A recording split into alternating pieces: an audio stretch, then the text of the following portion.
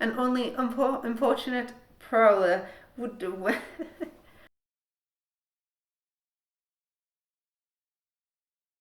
Hi guys, welcome back to my channel. If you're new here, welcome.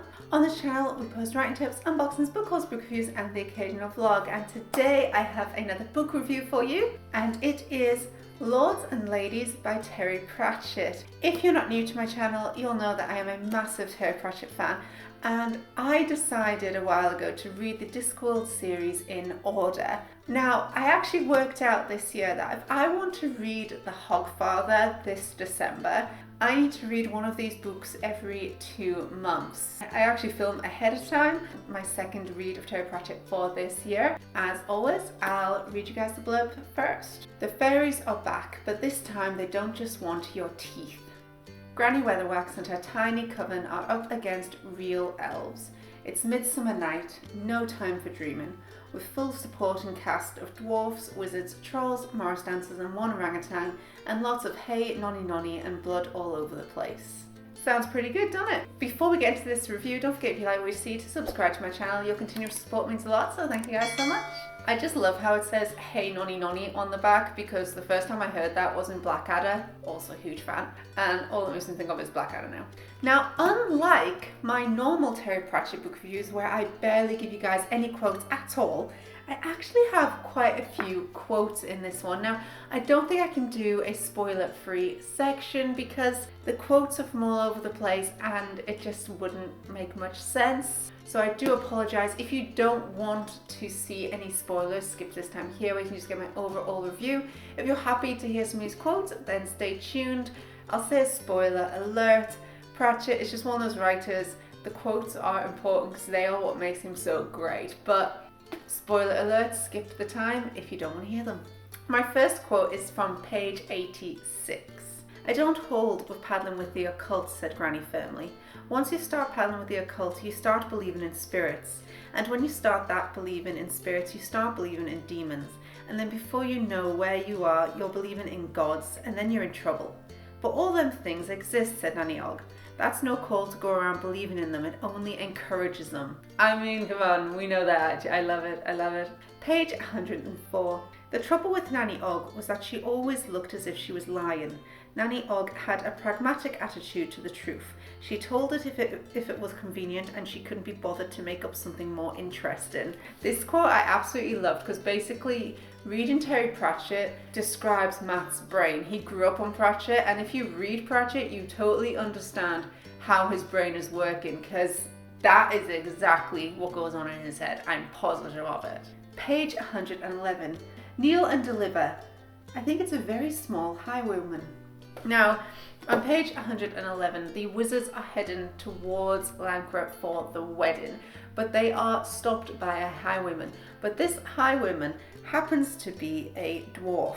And so instead of stand and deliver, he says kneel and deliver. But that's a great way of telling you that they're short without telling you they're short. Pratchett is so good at showing instead of telling. Page 117. It wasn't that Ridcully was stupid. Truly stupid wizards have the life expectancy of a glass hammer. Who would have thought to explain something being so fragile and easily destroyed as making a glass hammer? Page 137. For all her life she'd walked at night through Lancre with no thought of carrying a weapon of any sort. Of course, for most of that time she'd recognisably been a witch, and any importunate prowler would have ended up taking his essentials away in a paper bag. But even so, it was generally true of any woman in Lancre. Men too come to that. I love it. Just so powerful. Page 190. Magrat worries about things being biodegradable. Everyone else just hoped things would last and know that damn near everything would rot if you left it long enough. It's so great because Terry Pratchett seems so forward-thinking for the time he was writing. When he was writing, eco-friendly things were not big. It wasn't a well-known fact that we were destroying the planet. But Pratchett knew. Page 276. Grebo had spent an irritating 2 minutes in the box. Technically, a cat locked in a box may be alive or it may be dead. You never know until you look. In fact, the mere act of opening the box will determine the state of the cat, although in this case there were 3 determinate states the cat would be in, these being alive, dead, or bloody furious. The reason I've quoted this is because Pratchett foreshadows the cat in the box way earlier in the book, and I wish I could have found the page, but I couldn't. So obviously I'd read it and gone, yeah, Schrodinger's cat, yeah, and continued. That is good foreshadowing because it didn't distract me from the story, and then as soon as this happens, you're like, that's why I mentioned Schrodinger's cat. If you're going to mention it, you use it. Another really good thing he does with foreshadowing is the bees. The bees are so vital to this story, and he just describes it like he's describing the other characters in the castle, a guy who's obsessed with bees, but then they become one of the most important players in the story. You also have Granny Weatherwax explaining that she can jump into any mind, and she continuously tells you how good she is, but early on says that she cannot do the bees. This creates a problem, and a problem in any book needs to be solved by the end. So of course, Granny Weatherwax solves the problem. Page 301. We can't outrun them, even if we lose some weight. I think I'm losing a tiny bit, said Casanunda, as the broomstick dived towards the trees. Again, this is just great showing instead of telling, because you know he's pissing himself. That's how he's losing weight. Pratchett is not explicitly telling you that, but you know that's what's happening. It's just great writing. One of the ways Pratchett shows rather than telling all the time is through dialogue. His characters are constantly talking, and they're constantly talking about the mundane, or as you'd normally have a conversation, but not describing everything that's around them. He does little snippets in between of movement. Is Pratchett in danger of doing the talking heads? Yes. Does he manage to get away with it and not have talking heads? Pretty much all of the time. Pretty much 100% of the time know which characters are talking, which stops you having the talking heads because each character has a distinctive way of talking. I every so often do get them confused a little bit, but not much. Welcome back if you avoided the spoilers of the quotes. So let's go into the overall review. So as stated previously, this book has a lot of foreshadowing. Pratchett, by lords and ladies, is mastering the art of writing. He's got it now. So he has foreshadowed everything that happens to the point where you don't know it's foreshadowing until you get to that. Beautiful. Does showing versus telling. So he's always showing, which is something Pratchett has always been good with. Little bit of danger with the talking heads, but seems to pull it off. Superb. He's also managed structure. This book reads fluently. Earlier Pratchett books do struggle a bit. I found that in Witches Abroad, you could see he'd found structure, but it was very point A, point B, point C kind of structure. You could see where it was going, whereas this one is smooth. He's got it now. A little thing really for writers as well to bear in mind, this is the 14th Discworld book.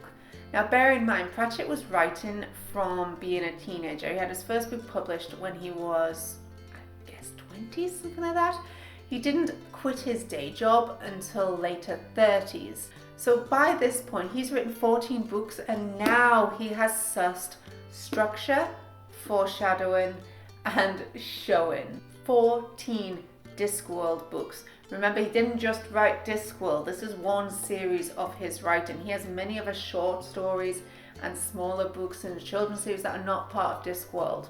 So if you are a writer, bear in mind that one of the greatest writers who was knighted because he sold so many books, 14th book, now I feel he has structure. You don't get it unless you practice it. Something I actually had to look up was at the end of this book, again, it's a bit of a spoiler, at the end of the book, the unicorn is shooed, but they're shooed using silver.